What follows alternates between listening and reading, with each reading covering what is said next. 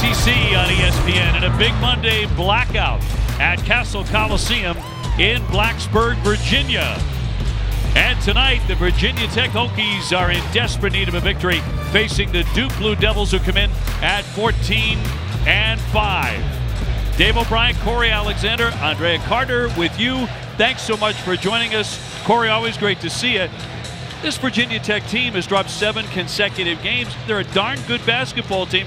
Can they flip the switch tonight? They absolutely can, and the reason why they can flip the script is because they're back home. The Cassell guard is ready to go. They are 4-1 against the Blue Devils, a ranked Blue Devils team. The last 5 times they played here, they're looking to get one here tonight. Duke out of the top 25 at the moment.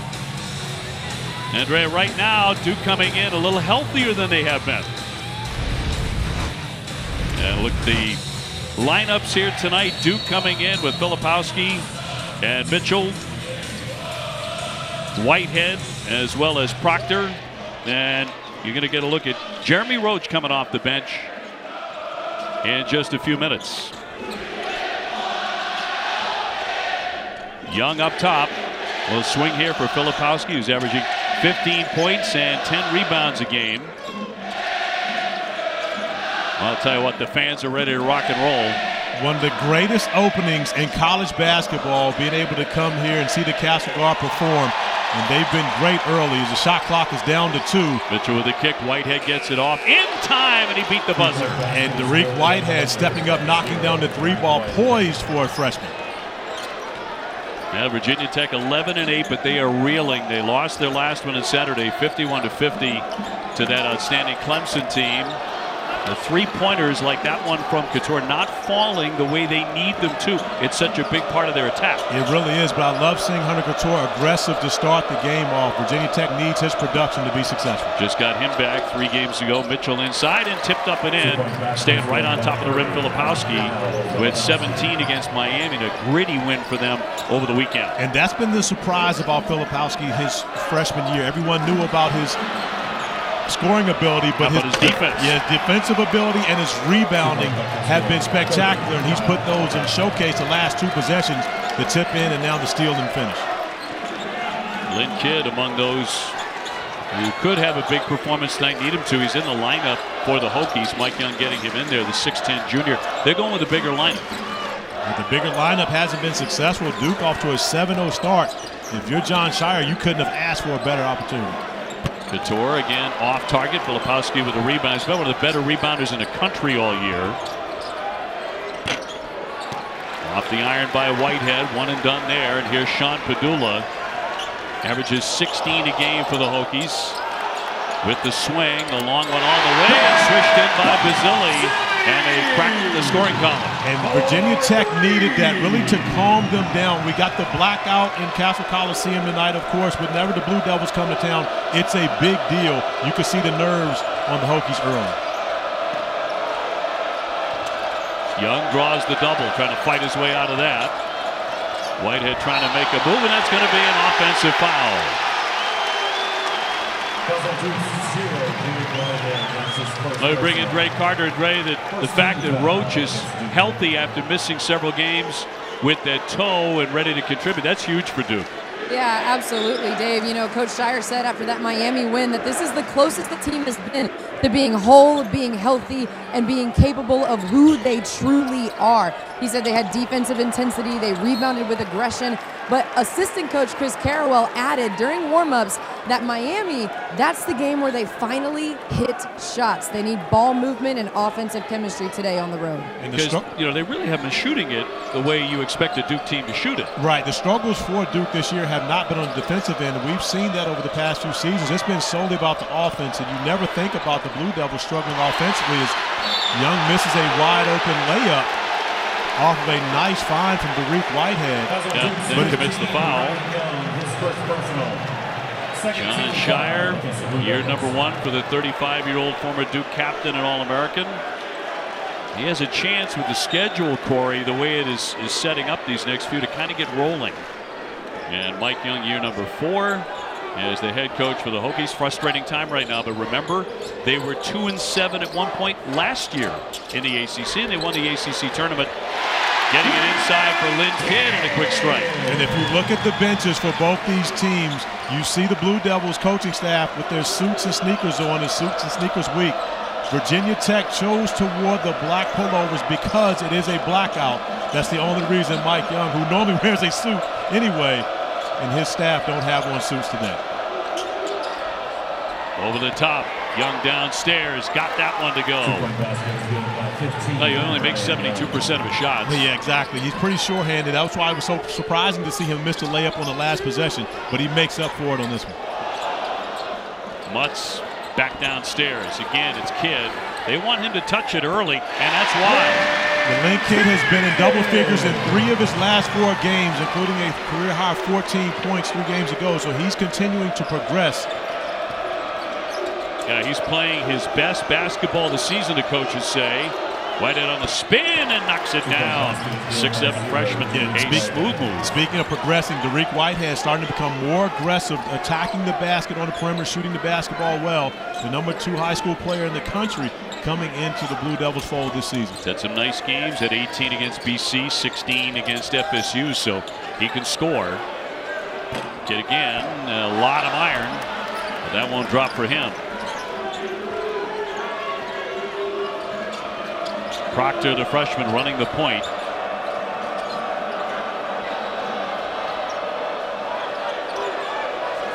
Filipowski again doubled up. Padula steps in, knocked it away. Basile on the break. Padula on the attack, and he'll lay it in. Smart play by Sean Padula. Even though the crowd wanted to see the 3, putting it on the floor, laying it up, seeing the ball go through early can pay dividends for him much later in this game. He had scored in double figures every game this season, except for the last one against Clemson.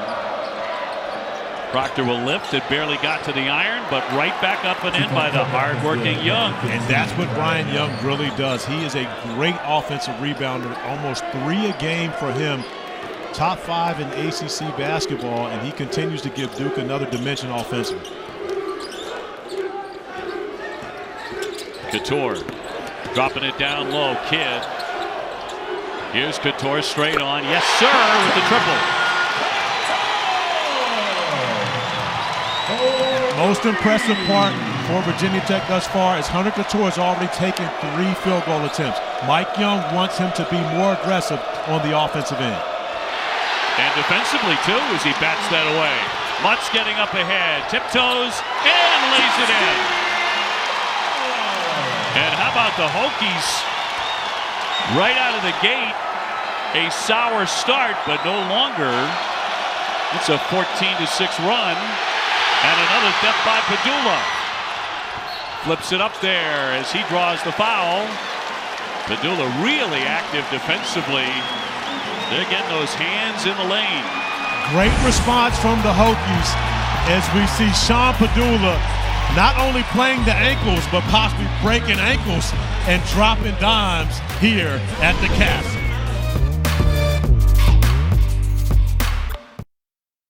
Exclusive presentation of college basketball is brought to you by Liberty Mutual Insurance. Only pay for what you need.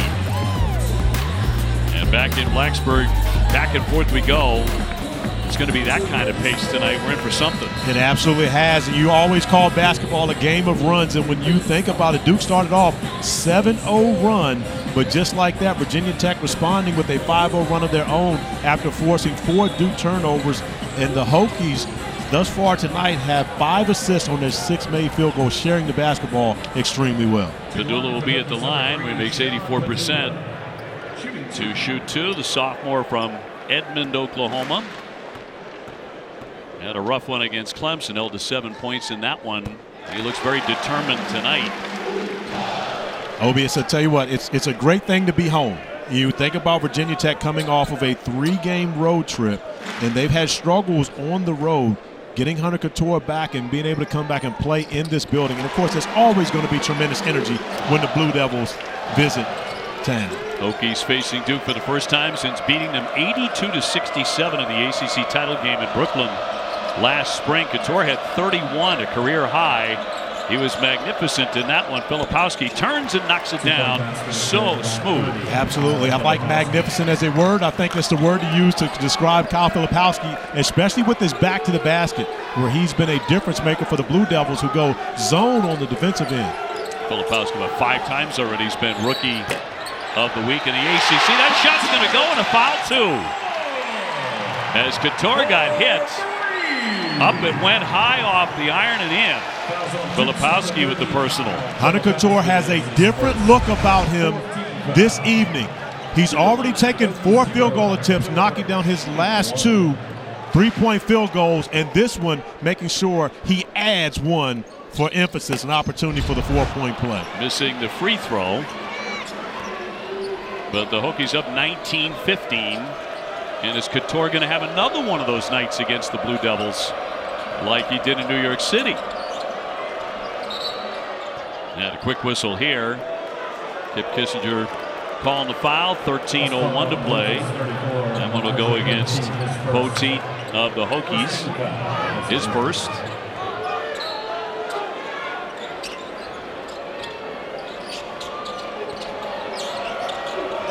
Jacob Grandison, a graduate out of Oakland, California, into the fray now. Roach driving it and will lay it in. And Jeremy Roach has become such a better player when he attacks the basket. He had a career-high 22 points on this floor as a freshman in a game that his team lost, but he was spectacular. And, of course, we talked about Hunter Couture and his confidence against Duke. Roach has the same confidence against Virginia Tech. Padula way downtown with a triple. Right now sitting at around 32% from 3 for the season. He's better than that. He absolutely is, but he's had so much responsibility as the point guard. Filipowski going in strong, follows his own miss, stayed right with it. But you can see a decided advantage for the Blue Devils. You got 2 Duke Blue Devils above the rim going after an offensive rebound. MJ Collins, a freshman from Mike Young, into the contest as well. Here's Couture again. Oh my, he is off to the races. I think it's fair to say at this point that Hunter is hunting shots right now, Obi, and it's working out in the favor of the Hokies.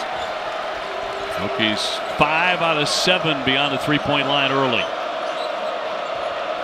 Mitchell back for Filipowski. He's going to try a long one, can't drill it. Big battle for the rebound, and Collins played some heavy minutes for Coach Young this season. Picking off the rebound, rolling all the way in. Poteet will draw the foul. And that's going to be 2 on Filipowski as the Hokies have gotten it rolling. As Jeremy Roach attacking the basket, he gets a bucket on one end of the floor. But Sean Padula has the answer, the 3-ball, and Hunter Couture, of course, finding his range here at home.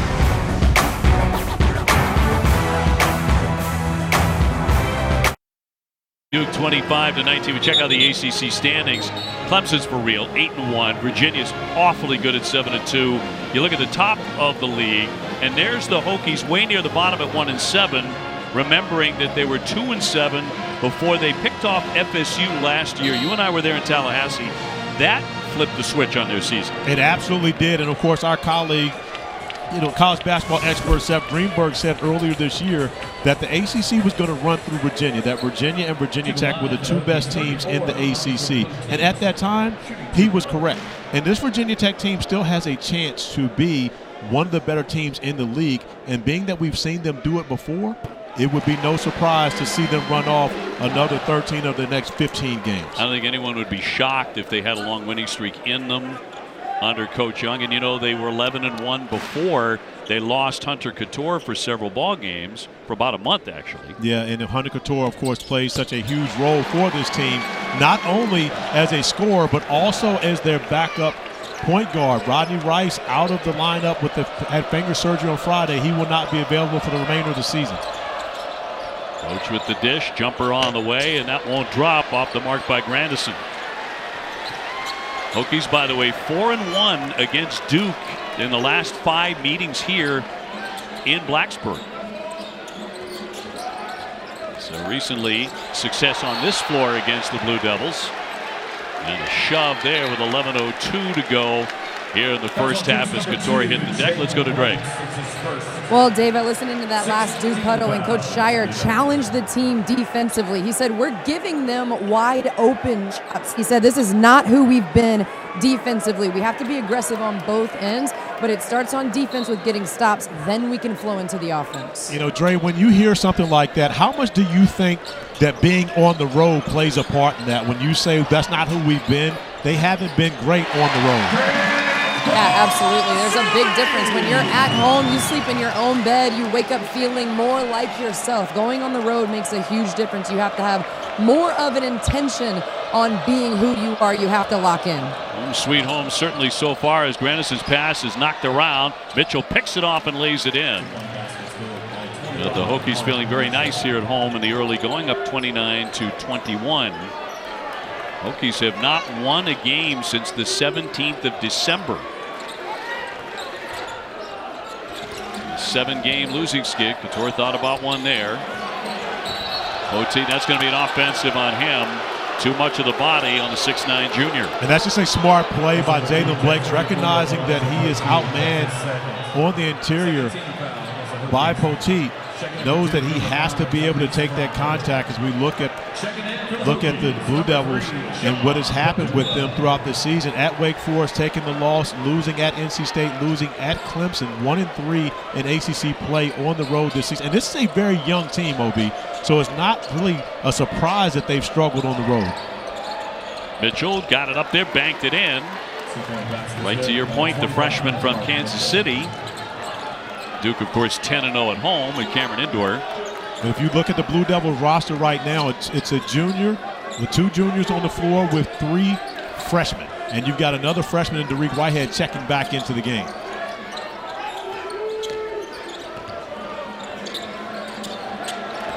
Padula. Shot clock down to 7. Now down to 5. Here's Kidd. Shot clock at 1. Well short. And Duke with an opportunity to run a bit.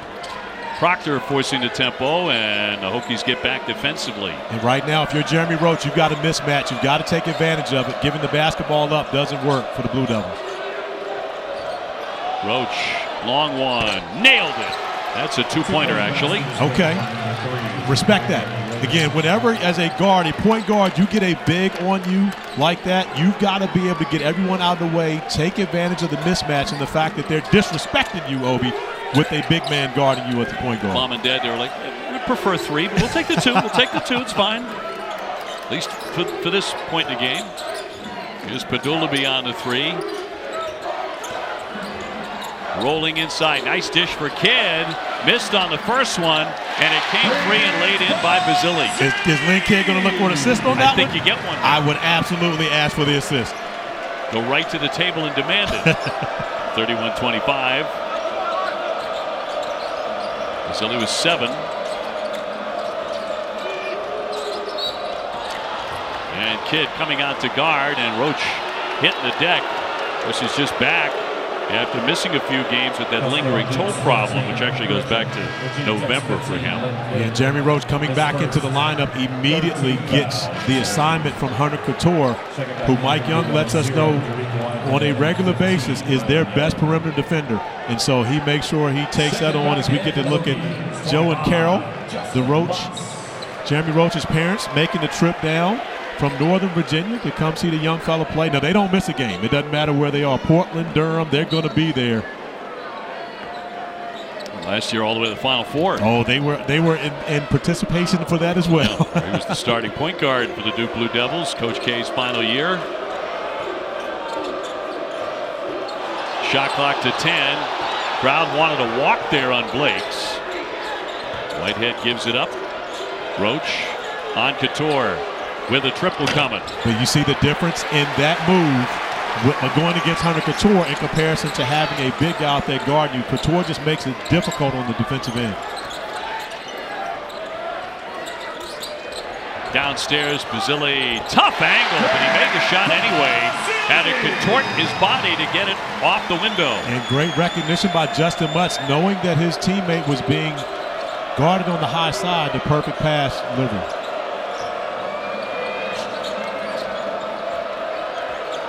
Quick moving first half here in Blacksburg.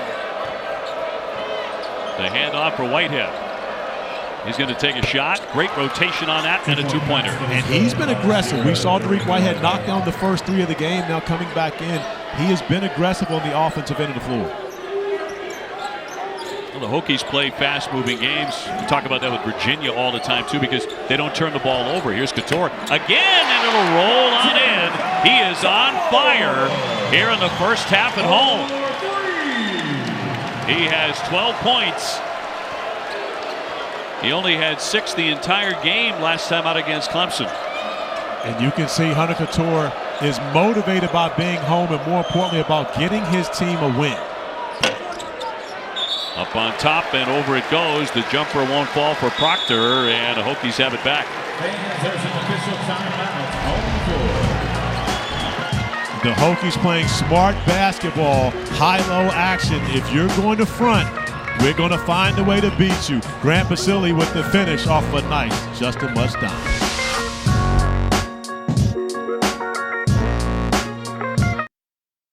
From this Duke Blue Devils team this season is switching on defense. Watch Mark Mitchell at 6'8", defend Sean Padula at 6'1" at the top of the key, using his length, closing the gap, not getting beat off the dribble. And then as soon as Sean Padula picks up the ball, he closes out again. You've got great defense.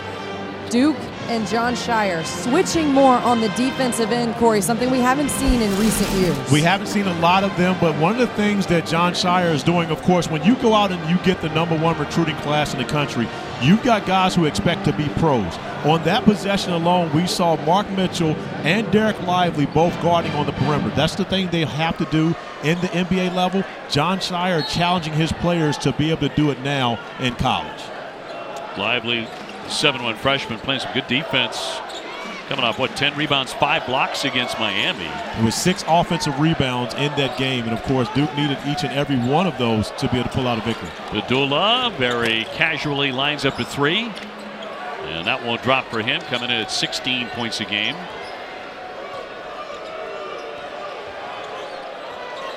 And Virginia Tech was chilly with the 3s right away, but they've caught fire. They made 4 of their last 5.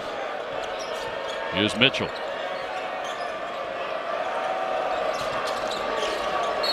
Whitehead looking inside and a whistle down low. And that's going to be number 2 on Kidd. And up next on ESPN, we take it to Waco. Number 17 Baylor squaring off against number 9 Kansas. Kansas after a couple of losses taking a tumble in the poll today. Yeah, a rare 2-game losing streak for the Jayhawks, and no easy task for them later tonight. Roach goes down on the seat of his pants, almost lost it. Shot clock at 9 for the Blue Devils.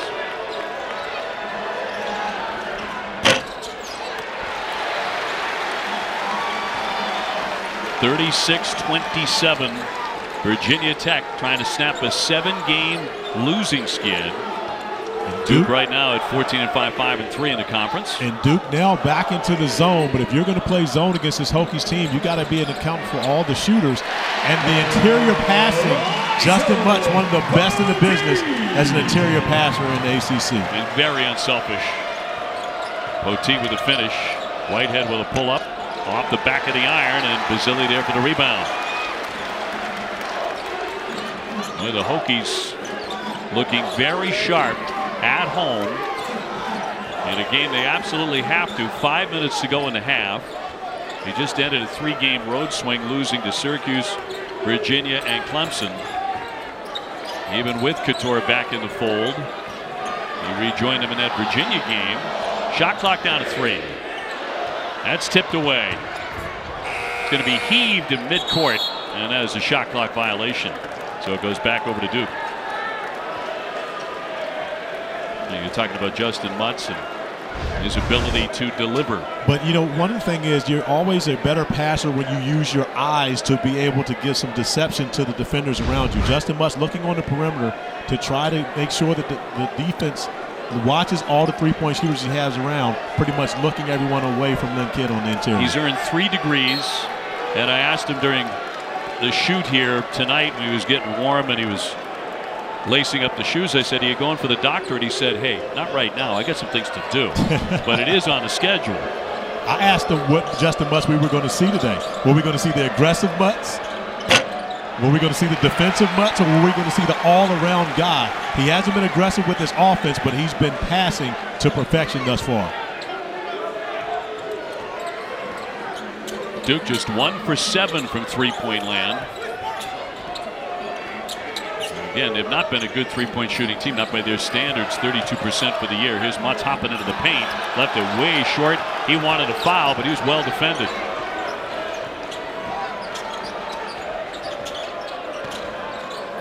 Roach trying to get them going. Whitehead will knock that one down. A three-pointer from the corner. Dariq Whitehead has been the bright spot for the Blue Devils on the offensive end of the floor today.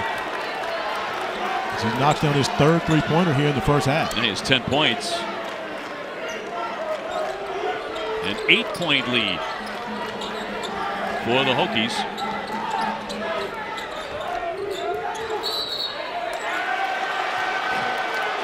And that's going to go against Padula. That'll be number 1 on him, an offensive. So 3:33 to go here in the first half. And the Hokies with a 38-30 lead. The Blue Devils with the ball back here in a moment. Whitehead able to get Duke going from three-point territory at last.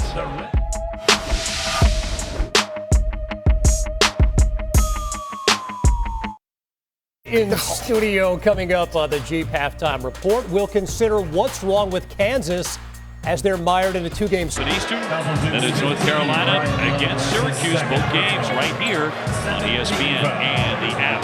Great opportunity for Syracuse, who, in my opinion, should be in that consideration for an NCAA tournament bid. Of course, they've got a lot of work to do, but North Carolina hasn't been a great team on the road either. They've had the same struggles that we've seen from the Duke Blue Devils when they get away from the Dean E. Smith Center. So great opportunity for the Orange coming up tomorrow night.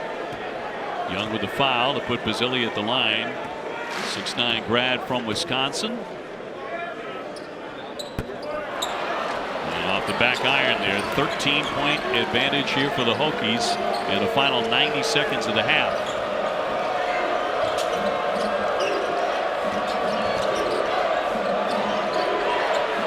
Filipowski, and he'll draw the foul in the act of shooting a three-pointer. As he got hit on the arm. Basile will pick up that personal. Number 1. OB, we say it all the time on the pickup games.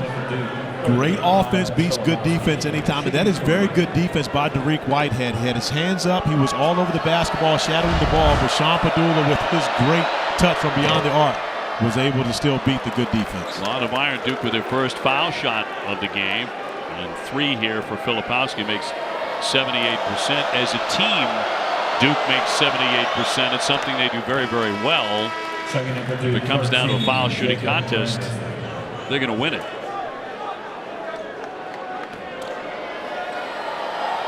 Seven-foot freshman.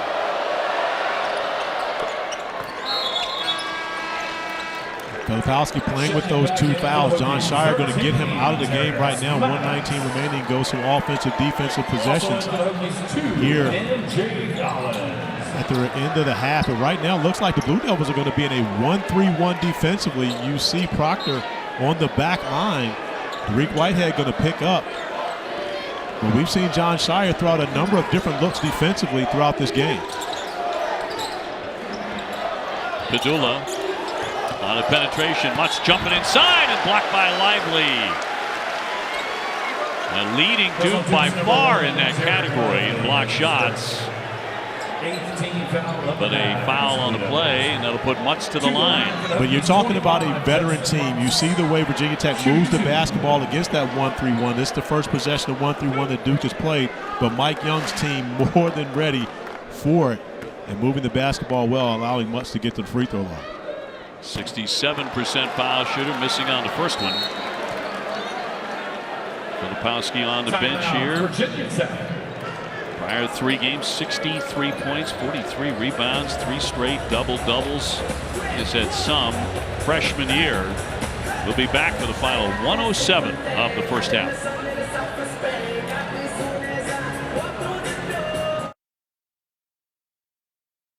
First half, Filipowski out for a minute. Coming back in, offensive defensive substitution by John Shire. Great move. Filipowski playing with those 2 fouls. Don't want him to pick up a 3rd foul here. But when you get an offensive opportunity now off the free throw, you want to have your best offensive player back on the floor. Number 2 for Mutz. And missed them both.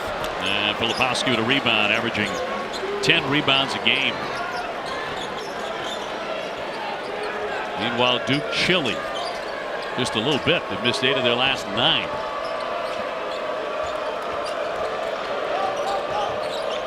Whitehead has been the answer on offense so far for them in the first half. And a slam by Lively. Nice find from Proctor, who's done a much better job as of late running the point guard position, finding his teammates and facilitating. Good look to find Lively for the easy bucket.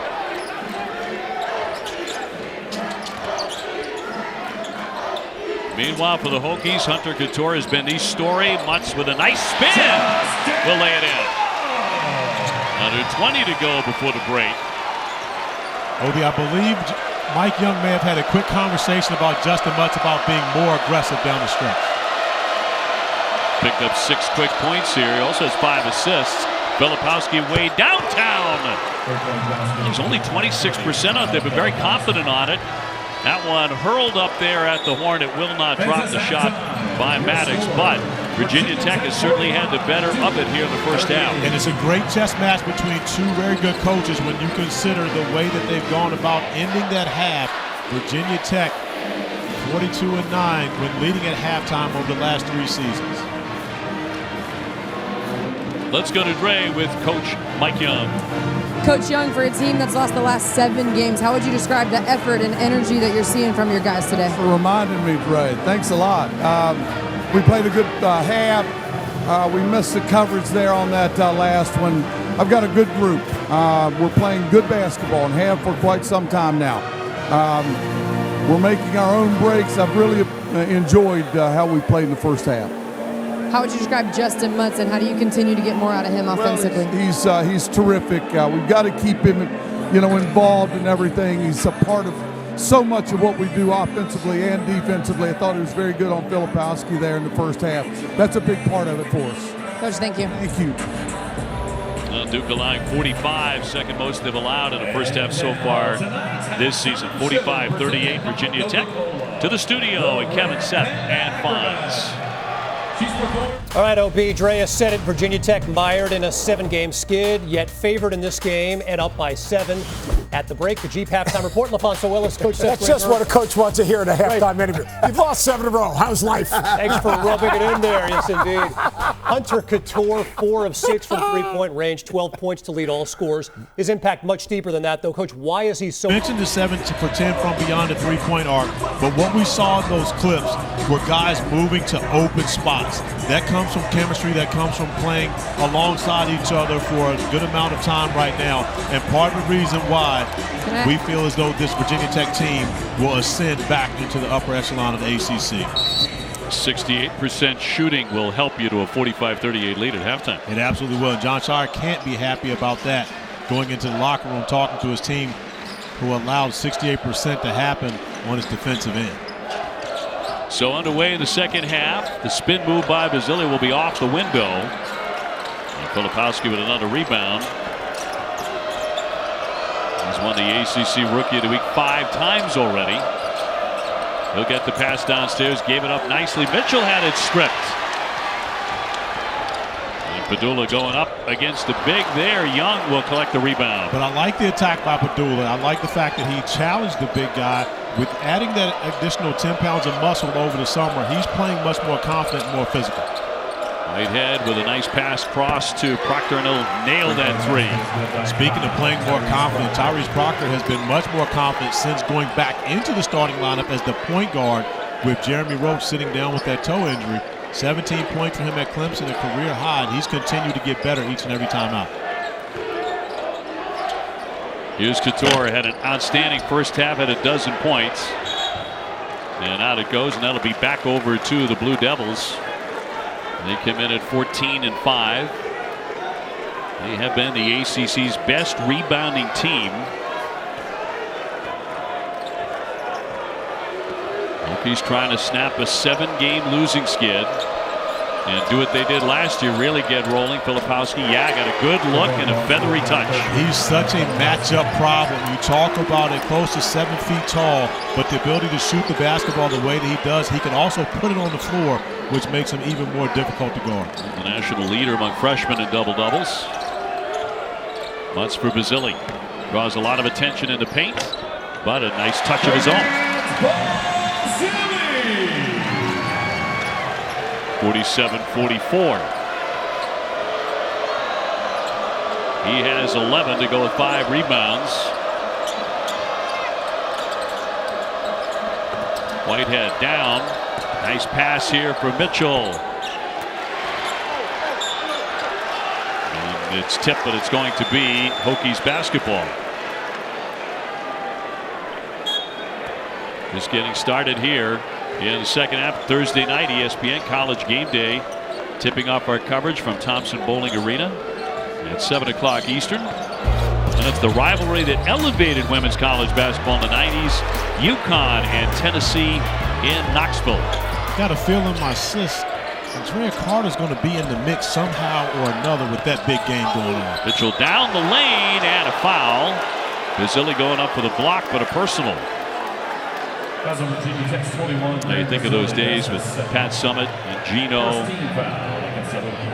and elevating it is probably an understatement because that was a point in television. It absolutely was, and you're talking about 2 of the names on the Mount Rushmore of college basketball coaches: Pat Summitt, Gino Auriemma, John Wooden, and one Mike Krzyzewski. That's the 4 throughout college basketball. Mitchell makes 1 of 2.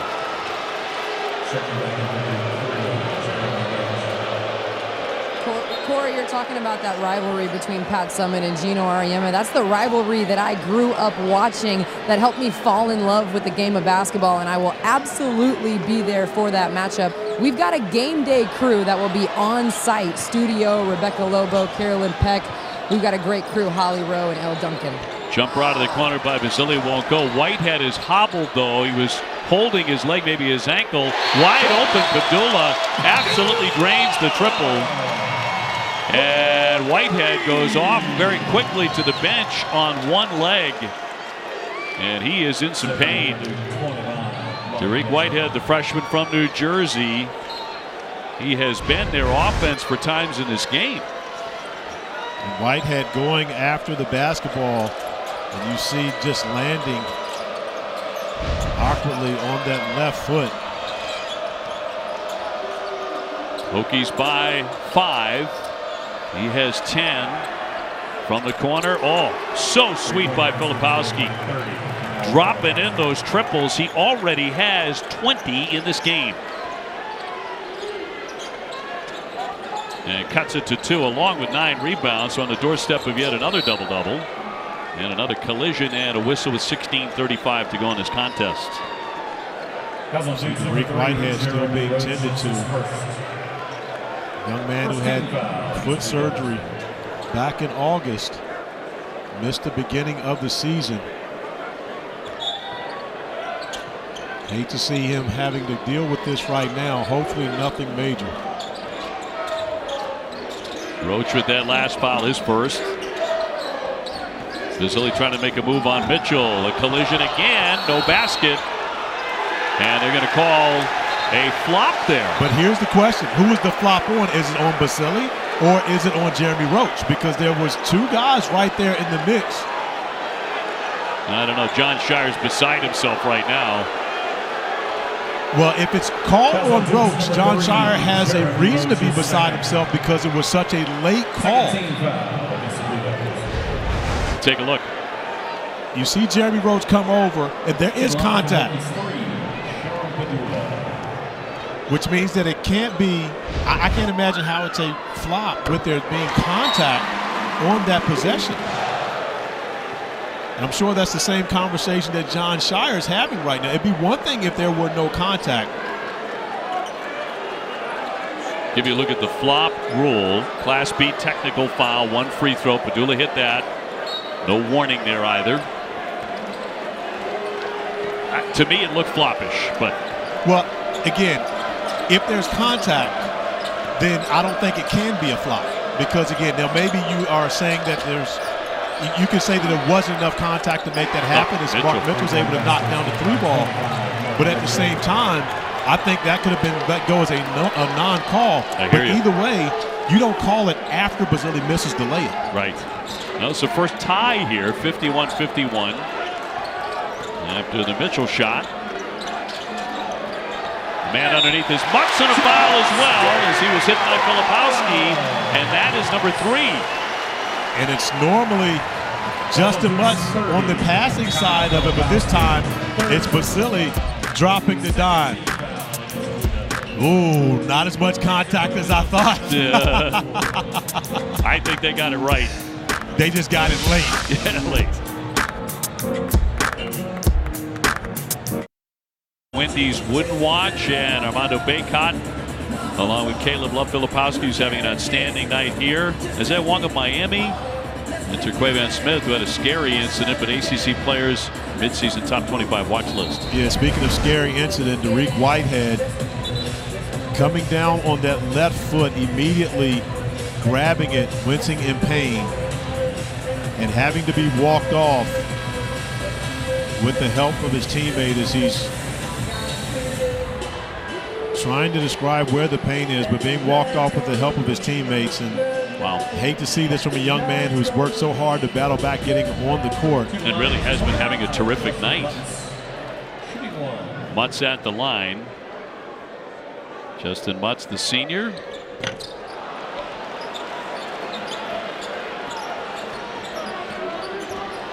We came in the broadcast talking about this is the first time that the Duke Blue Devils have really been whole and healthy.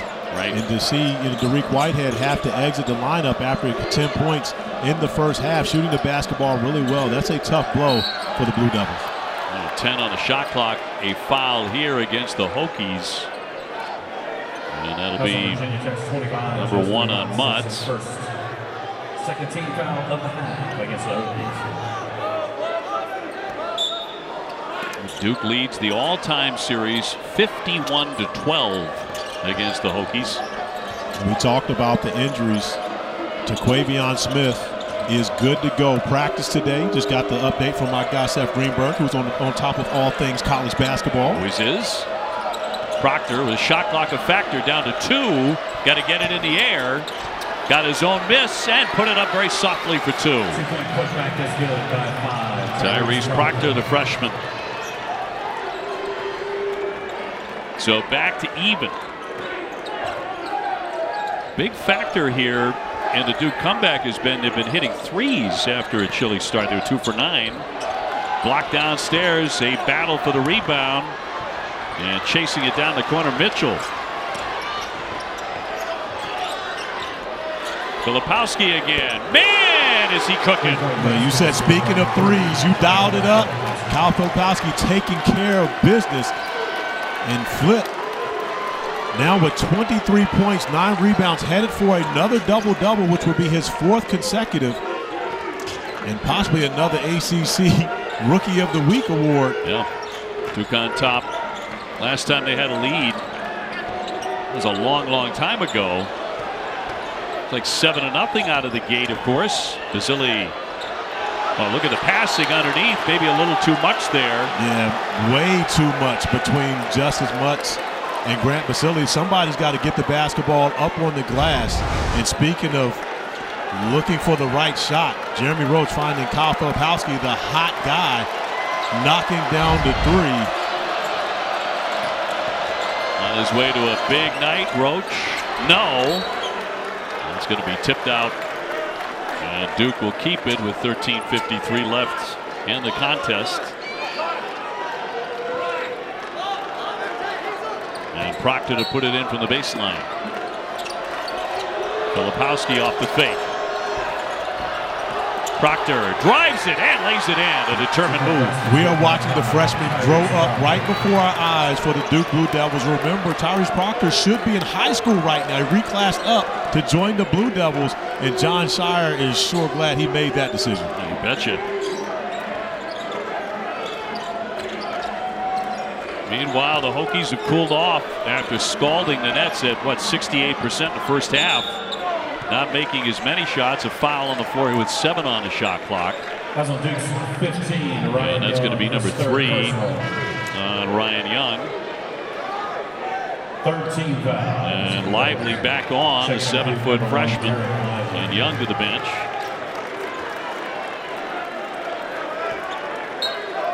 And one thing the Blue Devils have succeeded in doing here is quieted the crowd. That's going to be an over and back. MJ Collins not recognizing where he was on the floor. The turnover. And again, Collins at that point, you know if you're getting close to that line, you've got to find a way to turn and throw the basketball back to your basket. The inexperience for the Hokies starting to show up and making a couple mistakes here is. Once again, they're going to foul Filipowski, trying to slow him down. Good luck there, the way he's cooking. And the foul will go on Mutz, number 2 on Justin.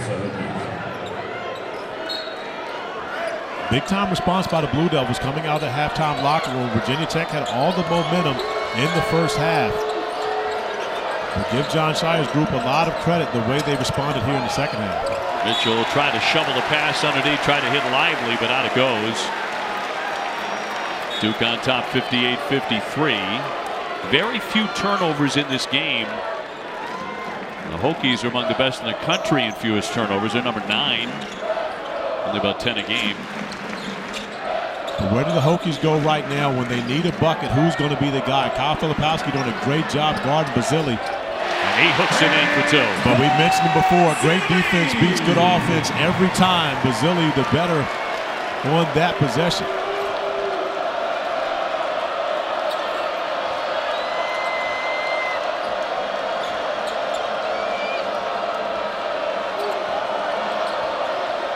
Jeremy Roach will set it up. Filipowski again. Filipowski going in strong. And boy, it hung up there for half an hour. Proctor scoots away with it. Another offensive rebound by the best rebounding team in the ACC. And now Duke with another opportunity here. 10 remaining on the shot clock. Lively with the give. Filipowski goes up. Almost made the shot as he went down and fouled on the play. With 12:04 to go in the half, that'll be Mutz with number 3. Let's go to Dre Carter. Thanks, Dave. Just got an official update from Duke. Dariq Whitehead is doubtful to return with that lower leg. Dre, thank you very much. It's a big loss for Jon Scheyer the way that young man has played tonight. And been playing throughout ACC play. The Blue Devils come into this game with only 2 players averaging double figures in ACC play. That would be the freshman Kyle Filipowski at the line, and this young man, Dariq Whitehead, averaging 10 points per game. We see the injury once again. Scary area to be grabbing is the Cassell guard now on point here. Filipowski with a miss would reward everyone here with bacon. No bacon. Flip says no parts of that. You will get no bacon here, not on my watch.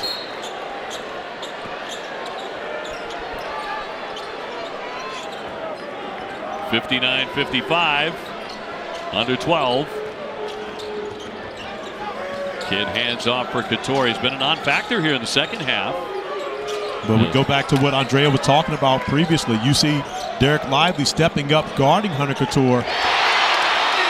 Swished out of the corner by Collins.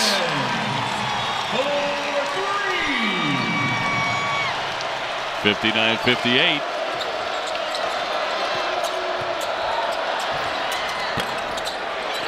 Mitchell short. Collins comes away with it.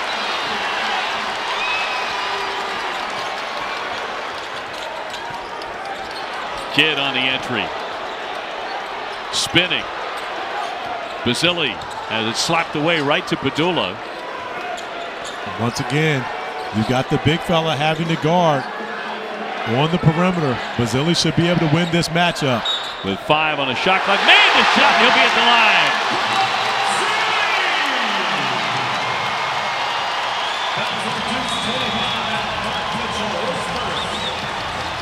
Back and forth we go. Hokies by 1. Fans, there's an official timeout on the board. Coming Sonic blockbuster. Texas and Tennessee coming your way. Came right down to the bloody end last year. Tennessee's won 7 of the last 8. That's Saturday, 6 o'clock on ESPN. That's a Dickie V game from Knoxville. That's also a Rick Barnes game. You're talking about his former school versus his current school. One of the best coaches that college basketball has seen when you consider Rick Barnes. And you have the ability to see a big-time matchup. Texas is really good. A top 10 matchup in this blockbuster. Really looking forward to that. Here, the Hokies back on top 60-59. And the Duke Blue Devils without a key man, and the freshman Whitehead out of the game with a lower leg injury. And OB coming into this game, John Shire told us he wanted to keep Jeremy Roach in the mid to high 20s as far as his minutes were concerned. With the 2-day turnaround after having to play on Saturday and not practicing for 2 weeks, how would Jeremy Roach be able to respond? With Derek Whitehead out, we may see Jeremy Roach for the remainder of this game. How will he be able to hold up? Shire said he played him a little bit longer, Roach, in his return the other day against Miami. It might be even longer tonight. And a whistle with 10:45 to go here. And Virginia Tech on top 61-59. Saturday 27 minutes, but 14 points. He's in terrific shape, so no problem there. Tonight already 20 minutes. Basile picks up his 3rd foul. Yeah, but being in game shape is completely different, you know. And again, not practicing for 2 weeks, trying to get back into this mix. We'll see if he's capable of making the plays that he made at the end of the Miami game. Proctor, the open shooter, can't stick it. Collins with another rebound. Collins is 6'4", but he can get up there. He absolutely can. Mike Young loves him, feels like he's going to be great for the Hokies into the future, but asking him to do a lot right now as a freshman. Padula trying to penetrate, swatted away by Lively, but a whistle before the block. Jeremy Roach. That's his 2nd personal. And that'll be number 2 on Roach. 15. Jeremy Roach reaching in, and this is a play where you have to recognize you've got one of the best shot blockers in the game right behind you. If you're Roach, you keep your hands out of the mix, allow Derek Lively to come over and clean that up. Padula really good at the line at 84%. Hokies have not been. They were just 5 for 10 at the foul line before that. Didn't shoot free throws great against Clemson either. A big miss down the stretch. But they could have used that 1 point in a 1-point loss. Yeah, lost 51-50, right? On the road at Littlejohn, yeah. Clemson just continues to churn out wins, right? And doing it without their point guard, Chase Hunter, out. But Brad Brownell still finding a way for his team to win. Tops in the conference. Here's Mitchell. Filipowski can't give him any room. He dishes here, and Lively with the slam. So Kyle Filipowski is doing everything right now. But he has the ability to play off the bounce. That's what makes him so special. At 7 foot, he can handle the basketball and, more importantly, play make, not just scoring on his own, finding his teammates.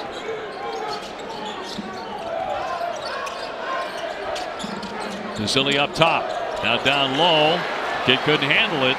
On a turnover, Filipowski. Look at the big guy run the floor and lay it in. Euro stepping his way for 2 more. And we've talked about Kyle Filipowski and all the things that he can do. Well, he's showing us even more. The Euro step to the left-hand finish, showing off his dexterity around the rim. The freshman putting the Blue Devils on his back tonight here in Blacksburg, Virginia. Shot clock at 6. Down to 7. It's going to be a double dribble, and it's going to be a turnover. Kyle Filipowski showing off his ball handling ability, the crossover, and then the drop off to Derek Lively for the finish, and then getting out on the break, the Euro, the lefty finish. Doing it in every facet of the game right now for Flip.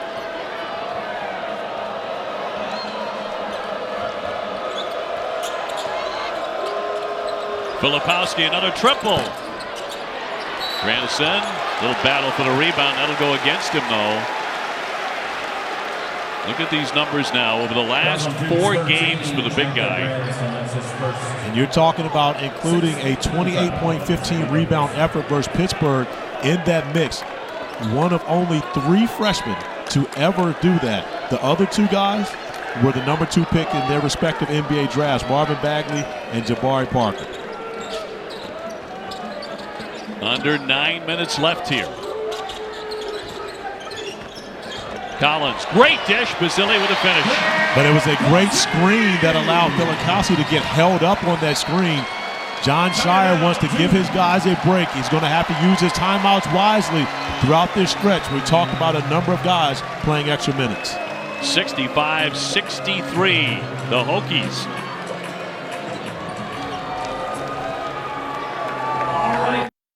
Andy shaping up here. The 12th ranked Virginia Tech women's team is part of our doubleheader Thursday night over on the ACC network, squaring off against an outstanding Duke team in the second game at 9 o'clock Eastern. Meanwhile, Kyle Filipowski, the 7-foot, 230-pound freshman for the Duke Blue Devils, is putting on a show and some pro-style moves, really on both ends of the floor.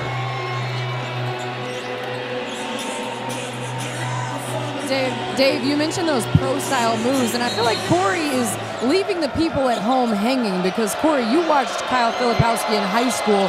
What were the expectations of him then, and how has he sort of turned himself into a prospect for the pros now? Dre, I don't believe the expectations were this high for him, and he's improved significantly since he's been at Duke. But as he continues to play as well as he has and show off all of his different skills, Jeremy Roach gets the tough bucket attacking the basket. Filipowski continues to climb the draft boards because one thing people are seeing that he can do is not only offensively put the basketball on the floor, make plays, but he can step out and guard defensively, and that's what makes him so valuable. If you play a guy like this at the center position in the NBA, he is going to be a matchup problem for so many different teams. Kid on the high post.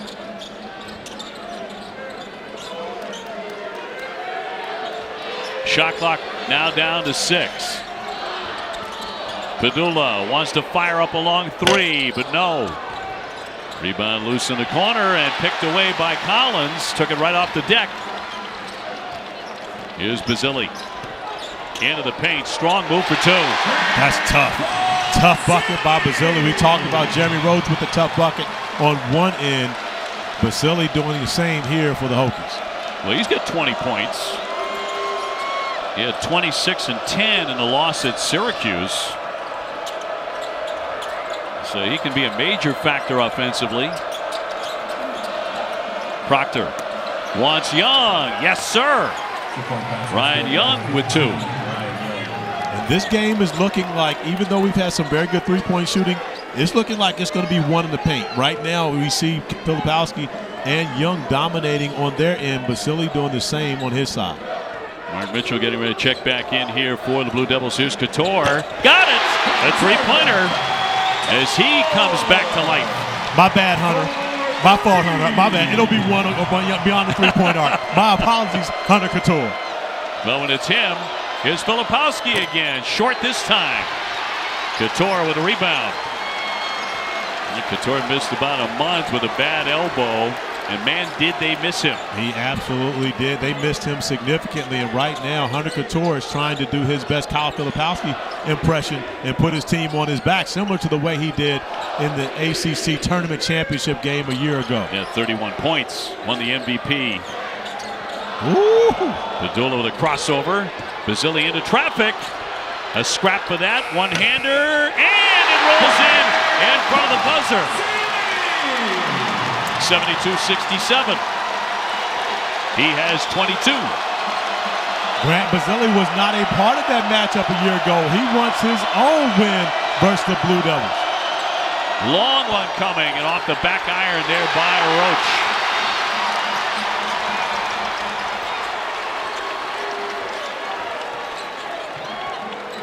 This big crowd ready to roar tonight. OB, as great as Filipowski's been, he is visibly gassed. He has worked hard in his second half, has not had a break. One-hander by Collins. No. Duke comes away with the board. Grandison there. As we approach 5 minutes to go. Kansas and Baylor to follow tonight.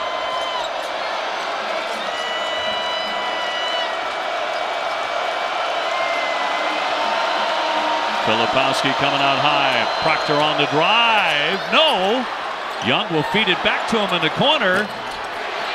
Another fight for the rebound, and it'll be Hokies basketball. 4:48 remaining. We talked about it would be about the inside game. Well, Hunter Couture proved me wrong, making sure he knows he will have something to say about this one. Coach, Wisconsin Northwestern to make up of a COVID cancellation. How about the cut and layup from Brooks Barnheiser to give the Cats a big-time win? Northwestern's building an NCAA tournament resume, one win at a time. That was their fifth Big Ten win. Up next, Kansas going to have to deal with one tough backcourt, Fonz. Yeah, the Big 12 leader in three-point field goal percentage and three-pointers made, Adam Flagler. Top 20 battle in the on-deck circle, OB. Kev, thank you very much. 72-67. Virginia Tech hasn't won a basketball game in about 5 weeks. And on top of Duke at the moment here at Cassell Coliseum. Here's Couture as he gets going again. Just made a three a moment ago. And Duke dodging a bullet on that possession. Miscommunication defensively, giving Hunter Couture a wide open look. Was unable to knock it down. Duke has missed their last 4 shots. Roach trying to put an end to that. Here's Proctor. Can't hit the three. And Duke has gone cold here. Inside the 5-minute mark, almost 4 minutes to go. And Padula will take his time and set it up now for Mike Young.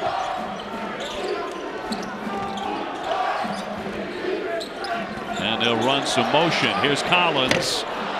Rebound comes out high. Duke wants to run. It's Filipowski ahead of everybody again. And a blocking foul. It'll go on Collins. Trying to stop the big fella. And we'll take the break. 3:47 remaining. 72-67. The Hokies at home on top of Duke.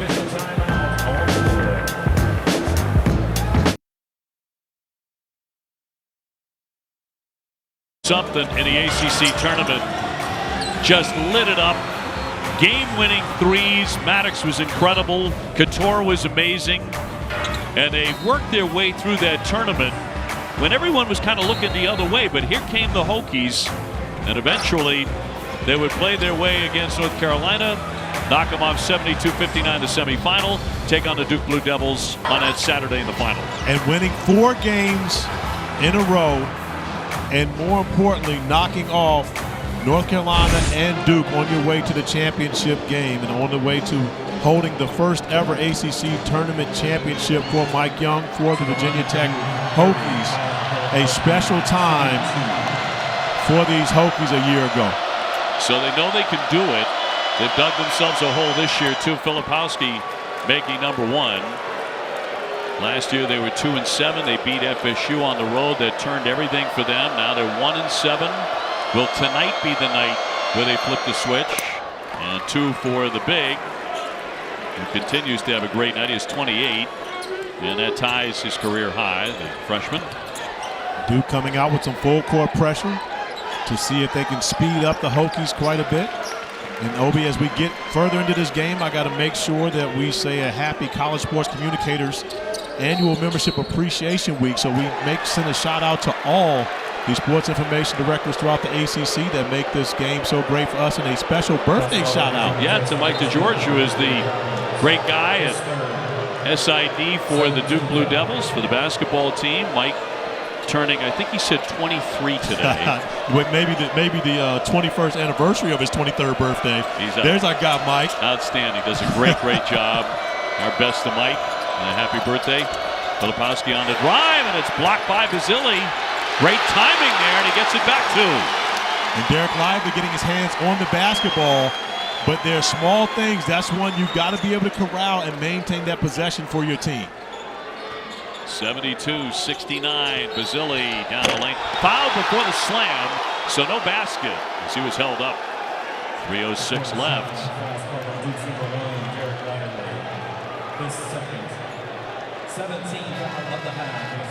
So Basile to the line. And coming up next on ESPN, we take it to Waco For 17, Baylor squaring off against number 9, Kansas, with Bugshambi and Jay Billis. Boog. You and Boog get together and talk about baseball?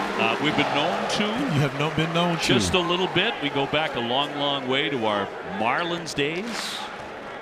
You know, Boog actually introduced me to Coach Ross. Well, David Ross. We flew back together from Tallahassee. Coach Ross is actually a Knowles fan, believe it or not. Spent some time in Tallahassee in the offseason. We had him in Boston. He did a great job for us catching. That's before he was a manager. He's done a pretty good job there, too. Here's Proctor outside the 3, now inside. Under 3 minutes to go.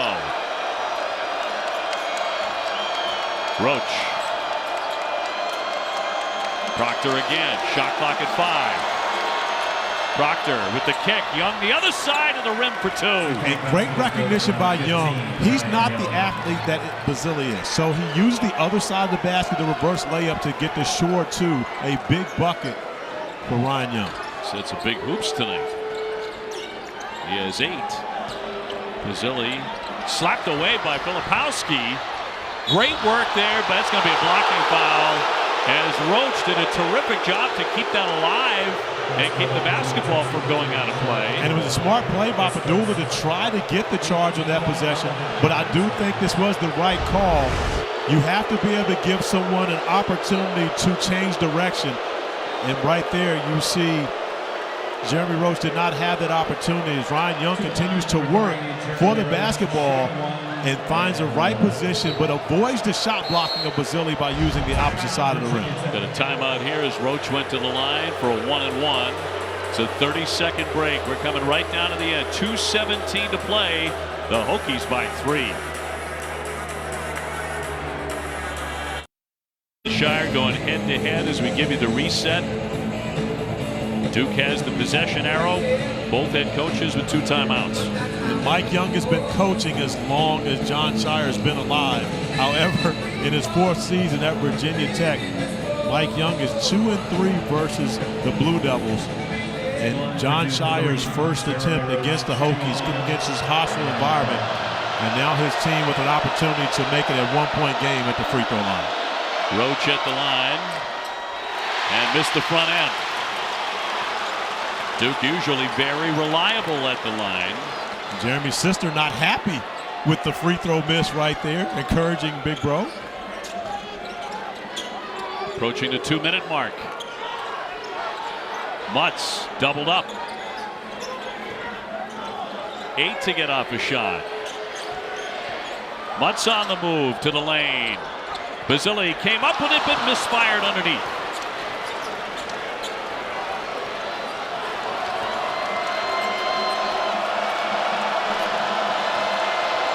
Duke has missed their last 6 threes. Filipowski going in close. Went for the bank shot, drew the foul. Well, you know, you're talking about the parents and how they watch every single move. It's an emotional roller coaster for parents. Throughout this game, you see Carroll getting down in her own defensive stance, watching Jeremy go to the basket. Carroll's been doing that since he was 2. Oh, absolutely. Filipowski off the front iron. Duke missing their shot, 78% at the line as a team, but suddenly the free throws are not going.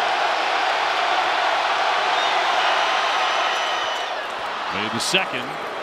And once again, Kyle Filipowski denies this Cassell guard. The crowd here at Cassell Coliseum baking. Duke 8 out of 12 at the line.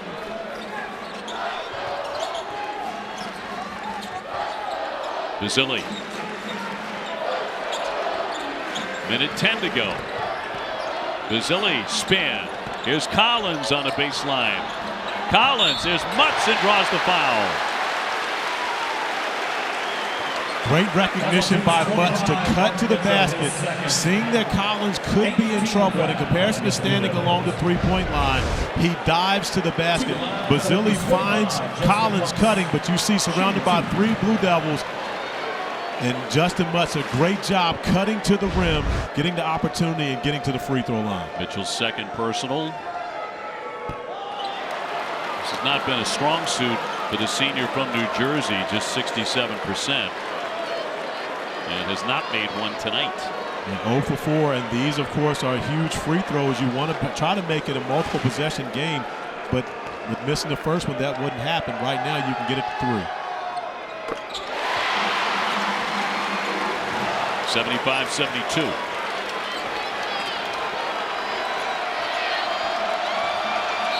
And a timeout. John Shire. Just over a minute to play. And Duke started out as hot as a firecracker in a 7-0 lead. Virginia Tech came back just as strong. And so here we're coming right down to the bitter end with 1:02 to go. And right now, no need to rush a three-point shot. You have more than enough time, 1:02 remaining. You want to get the best quality look you can. Probably attacking the basket. Find a way to make something positive happen in the painted area, whether it's a layup or kicking it out to one of your guys for 3. But no need to rush right now for the Blue Devils. 75-72. Mazzilli's been a big reason that Virginia Tech has been able to have this late lead. The Kings of Cassell so far, and of course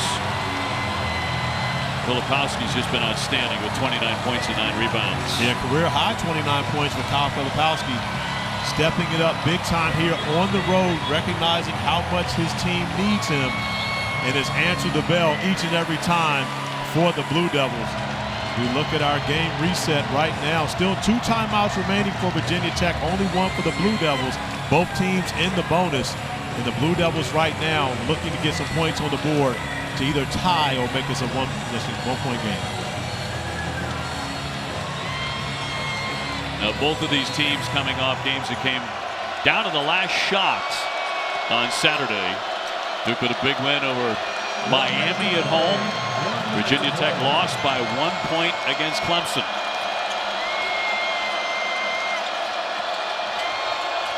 Roach down to 47 seconds to go.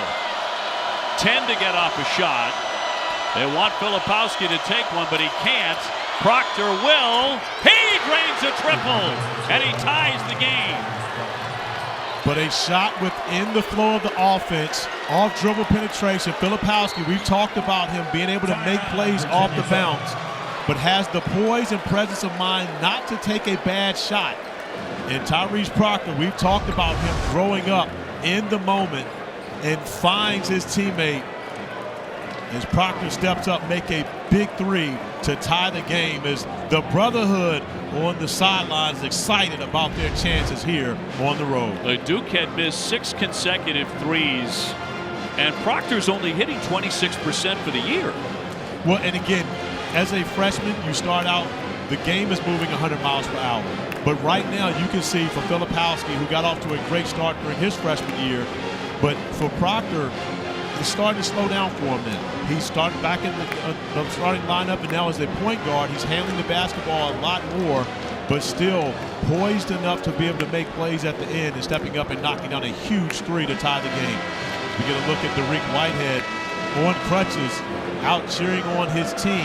Hate to see this for this young man, but still involved in the mix and wanting to make sure his team gets a road win. He can't not look, right? He's got to come out and watch the end of this thing with the ice there on the lower leg. 75-75, 35 seconds to go. So now you're Mike Young. You've got the basketball. Well, right now you have no need to rush. 26 seconds remaining on the shot clock. You don't want to do anything too quick.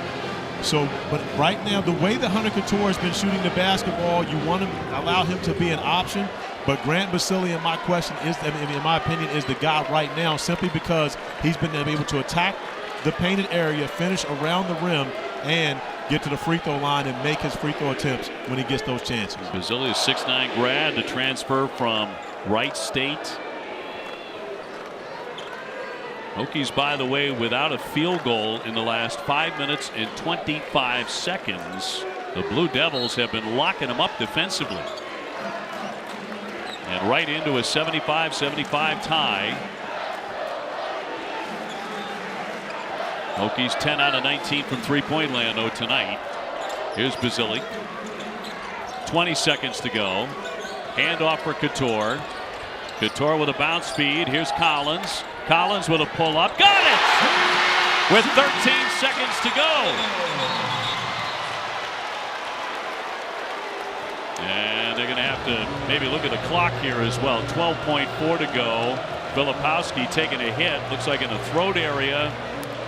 Also got what looks to be blood on the knee. It's been that type of night for Kyle Filipowski. He's played great, but he's been beat up also. We've seen him on the ground a number of times throughout this one. You see the blood on the knee. MJ Collins making the two-point basket and a fist pump that accidentally catches Kyle Filipowski in the neck. On the celebration. And the officials going over to look at that to make sure that it wasn't anything that would be considered flagrant. I don't even know that Collins had any idea Filipowski was right there. He was celebrating, making a big bucket, turns around for the fist pump. But Filipowski takes it right in the neck. Keith Kimball right there on top of it. It's like he's in the ring taking a shot. Kip Kissinger and Keith Kimball and Terry Oglesby, the officials. They're not going to say, as you said, it was anything flagrant, nothing on purpose there. It was in the act of the celebration. Unfortunately for Filipowski. Unfortunately for Filipowski, but again, that's one of those things that you go over to the bench, you shake it off, but it continues to get your blood boiling. And right now, there's no one who wants to get a big bucket as Filipowski takes that square into the net. But there's no one right now who wants a big bucket to win this game more so than Kyle Filipowski. We're also going to reset the clock to 13.6. So they've added more time. The Hokies on top 77-75. One more look. And thanks to our officiating crew. Ooh, that angle right there shows you that's a tough shot Filipowski took. But thanks to our officiating crew, Terry Oglesby, of course, Keith Kimball, Kip Kissinger coming over and letting us know it was deemed incidental because it was celebratory and it was nothing intentional on that. Filipowski just in the wrong place at the wrong time. So Collins hits a big shot and then hits Filipowski unintentionally. Right in the throat. So 13.6 to go. And Mark Mitchell will put it in here for the Blue Devils. We'll see if Filipowski, who has had a spectacular game, can recover here and be a factor at the end. Proctor for Filipowski. Proctor will launch a long one. It's short. Rebounded by Collins with 3.6 seconds to go. And the Hokies less than 4 seconds from breaking a 7-game losing skid.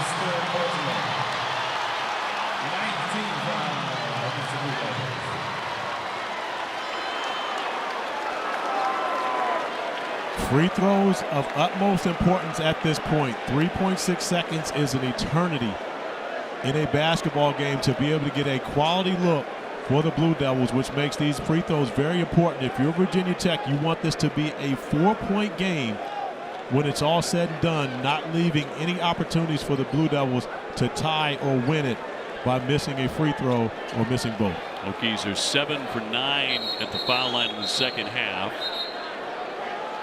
Duke had started ahead back over to John Shire. Now they're called back by the officials. 3.9 now.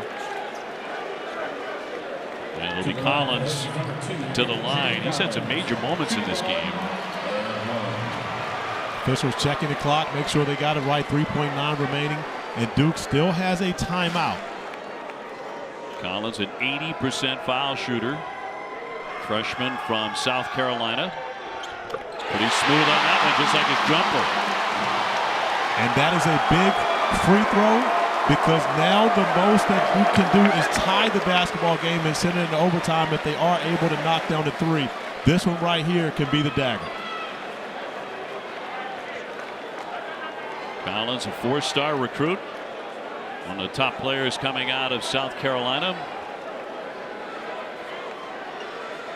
And looking to put the Hokies on top by 4.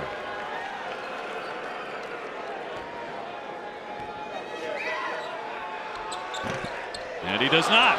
And a timeout. Filipowski with a rebound. 3.2 to go. The door is still open, my friend, when you consider how important free throws are at this stretch of the game.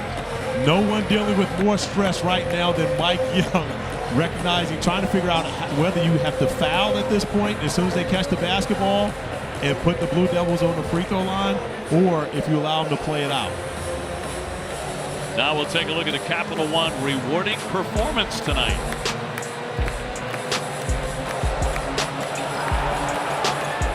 That rewarding performance coming from a number of Hokies, but Grant Basili has stood out amongst them all, offensively, defensively, coming up, block shots, rebound the basketball, and he has been significant for the Hokies here tonight, looking to break that 7-game losing streak if they can stop the Blue Devils on one last possession. 24 points for Basili and 8 rebounds, 10 out of 15 shooting. And a lot of really gritty, hard work in the paint. It absolutely has been that for him. He has matched the toughness of the Blue Devils in the painted area, taking the basketball to the rim a number of times, finishing it off. Of course, only 1 or 2 from beyond the three-point arc in this game where he normally makes his mark. So for Duke, who takes the shot? Kyle Filipowski. It's not even close. I mean, again, right now you want to find a way. And again, at 7 foot, he's really your biggest receiver. And what I would expect right now is to be able to throw the ball long and find a way to have him come up and catch it and be able to fire a 3. He would be the guy that I would suggest will be the one catching this. And a timeout for the Hokies. Mike Young will take one here. 78-75. Had to do it, the Blue Devils, for a big chunk of the second half without Whitehead. Let's check in with Kevin in the studio. All right, OB, want to let you know that Kansas-Baylor is about to start right now over on ESPN News. Grady Dick and the Jayhawks, 2 consecutive losses. Gigantic battle in Waco tonight. Top 20 showdown. Big one of the Big 12, but aren't they all? You'll see it starting on ESPN News and then next year on ESPN and over on ESPN Plus. Big-time hockey night matchup with an emotional twist. Johnny Gaudreau, longtime superstar with the Calgary Flames, back at the Saddle Dome, now as a member of the Columbus Blue Jackets. That's on ESPN Plus, OB. All right, Kevin, 78-75. Duke with the basketball with 3.3 seconds to go and trailing by 3. Now Couture runs in and pushes Kidd to the bench. And Hunter Couture covered some ground. 6 Hokies on the floor coming out of the timeout. Hunter Couture sprinting over. That's leadership right there, OB. So nobody on Young as he inbounds. Gets it and knocked away. Couture with the theft. And they win it. 78-75. Couture had a huge hand in it, and he had the biggest hand in the end. As Duke fails to get off a shot, and the Hokies end a 7-game skid they had not won since the middle of December. Virginia Tech 5-1 in their last 6 matchups with the Blue Devils in Cassell Coliseum. Well, a thriller in the end. The Hokies win at 78-75. And of course, we've got Kansas and Baylor coming your way with John Shambi and Jay Billis.